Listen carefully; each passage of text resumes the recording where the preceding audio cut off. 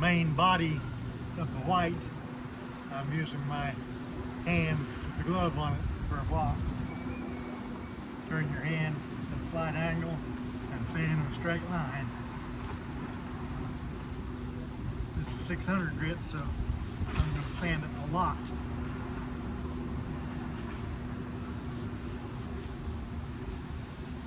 Catch the sandpaper in the crook of your hand. Apply equal pressure to your fingertips, your finger knuckles, your finger joints, and your ball of your hand. And if you listen to what I just said, then you know the secret of being a master at sanding a car.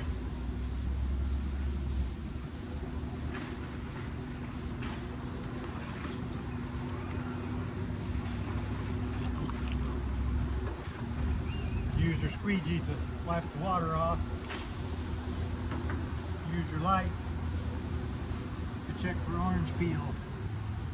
In the sweeping contour of this fender, like this, and it gets narrow and comes to the front, no block could ever possibly be as easy to manipulate as my fingers.